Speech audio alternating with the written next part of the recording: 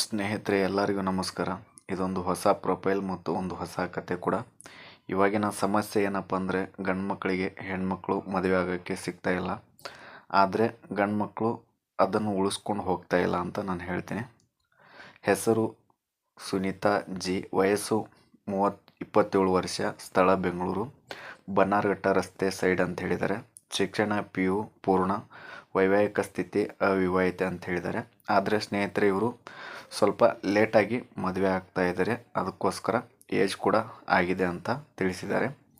ಇವರ ಕುಟುಂಬದ ಬಗ್ಗೆ ಕೂಡ ನಿಮಗೆ ಹೇಳ್ತೀನಿ. ಆದಷ್ಟು ವಿಡಿಯೋವನ್ನು ಬೇರೆಯವರಿಗೆ ಶೇರ್ ಮಾಡಿ ಅಂತ ಹೇಳ್ತೀನಿ. ಕುಟುಂಬ ಹಿನ್ನೆಲೆ: ತಂದೆ ಕೂಲಿ ಕಾರ್ಮಿಕ, ತಾಯಿ ಮನೆ ಕೆಲಸ, ಒಬ್ಬ ತಮ್ಮ ITI ಓದ್ತಾ ಇದ್ದಾರೆ ಅಂತ ಹೇಳಿದ್ದಾರೆ.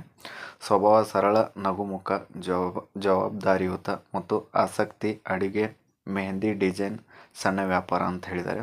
ಇವರು ಮೆಹಂದಿ ಡಿಸೈನ್ ಕೂಡ ತೆಗಿತಾರೆ ಅಂತ ಹೇಳಿದ್ದಾರೆ. ಮ್ಯಾರೇಜ್ ಫಂಕ್ಷನಲ್ಲಿ ಕೂಡ ಇವರು ಮೆಹಂದಿ ಡಿಸೈನ್ ತೆಗಿತಾ ಇದ್ದಾರೆ ಅಂತ ಹೇಳಿದ್ದಾರೆ.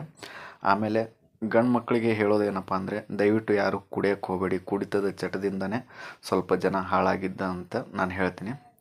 ಬಿಸ್ನೆಸ್ ಹೆಸರು ಸುನೀತಾ ಹೋಮ್ ಸ್ನ್ಯಾಕ್ಸ್ ಅಂತ ಹೇಳಿದ್ದಾರೆ. ಎಂಡ್ ಮೆಹಂದಿ. ಆರಂಭ ಮೊತ್ತ 4,000. ಉತ್ಪನ್ನಗಳು ಸೇವೆಗಳು: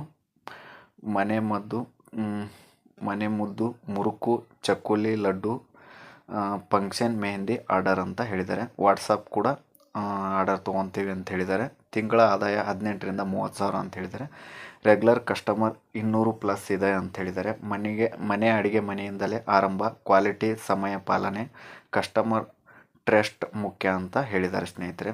ಮೆಹಂದಿ ಡಿಸೈನ್ ಕೂಡ ಇವರು ಬಿಡಿಸ್ತಾರೆ. ಚಕ್ಲಿ ಮತ್ತು ಮುರುಕು ಮತ್ತು ಲಡ್ಡು ಈ ಥರ ಸ್ನ್ಯಾಕ್ಸ್ಗಳನ್ನೆಲ್ಲ ಇವರು ಆರ್ಡರ್ ತೊಗೊತಾರೆ ಅಂತ ಹೇಳಿದ್ದಾರೆ. ಮಾರಾಟವನ್ನು ಮಾಡ್ತಾರಂತೆ. ಸುನೀತಾ ಬಡತನದಲ್ಲಿ ಬೆಳೆದಳು, ಆದರೆ ಅವಳ ಕನಸುಗಳು ಮಿತಿ ಇರಲಿಲ್ಲ.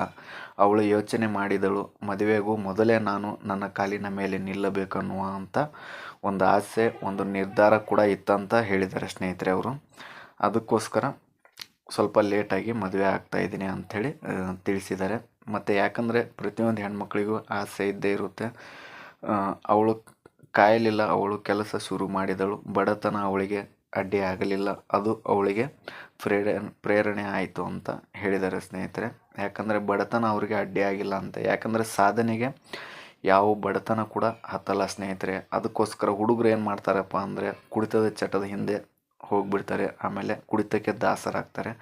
ನಾನು ಹೇಳುವುದಿಷ್ಟೇ, ಅದಕ್ಕೆ ನೀವು ದಾಸರಾಗಬೇಡಿ ಅಂತ ನಾನು ಹೇಳ್ತೀನಿ. ಬೆಂಗಳೂರು ಹೊರವಲಯದ ಸಣ್ಣ ಮನೆ. ಬೆಳಿಗ್ಗೆ 5 ಗಂಟೆಗೆ ಸುನೀತಾ ಎದ್ದು ಚಕ್ಕುಲಿ ಮುದ್ದೆ ತಯಾರಿಸುತ್ತಾಳೆ.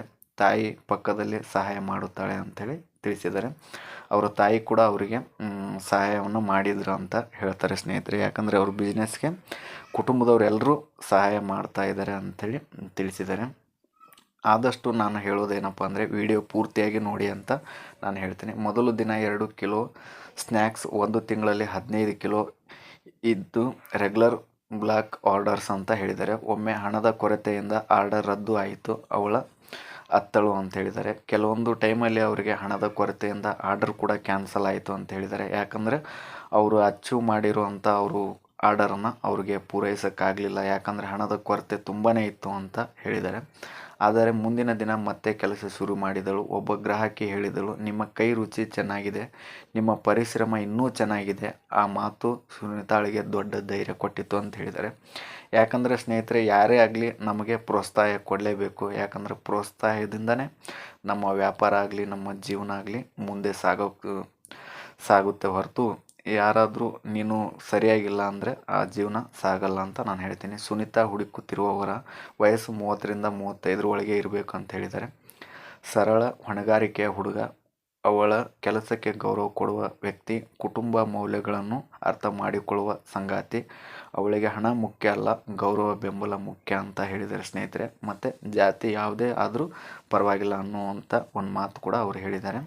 ಯಾಕಂದರೆ ಅವರಿಗೆ ಗೌರವ ಕೊಡಬೇಕು ಮತ್ತು ಅವರ ವ್ಯಾಪಾರ ಆಗಲಿ, ಅವ್ರ ಕೆಲಸಕ್ಕೆ ಗೌರವವನ್ನು ಕೊಡಬೇಕಂತ ಹೇಳಿದ್ದಾರೆ. ಇದು ಮದುವೆ ಜಾಹೀರಾತು ಅಲ್ಲ, ಇದು ಒಂದು ಜಾಗೃತಿ ಕತೆ. ಬಡತನ ದೋಷ ಅಲ್ಲ, ಸ್ವಾವಲಂಬಿಯ ನಿಜವಾದ ಸಂಪತ್ತು ಅಂತ ಹೇಳ್ತಾರೆ. ಸ್ವಾವಲಂಬನೆಯೇ ಒಂದು ನಿಜವಾದ ಸಂಪತ್ತು ಅಂತ ಹೇಳಿದ್ದಾರೆ ಸ್ನೇಹಿತರೆ. ಈ ವಿಡಿಯೋ ಇಷ್ಟ ಆದರೆ ಆದಲ್ಲಿ ಬೇರೆಯವರಿಗೆ ಶೇರ್ ಮಾಡಿ, ನಿಮ್ಮ ಅನಿಸಿಕೆಗಳನ್ನು ಕಮೆಂಟ್ ಮಾಡಿ ಮತ್ತು ನಮ್ಮ ಚಾನಲ್ ಸಬ್ಸ್ಕ್ರೈಬ್ ಮಾಡಿ ಮತ್ತು ಲೈಕ್ ಮಾಡೋದನ್ನು ಮರೆಯಬೇಡಿ.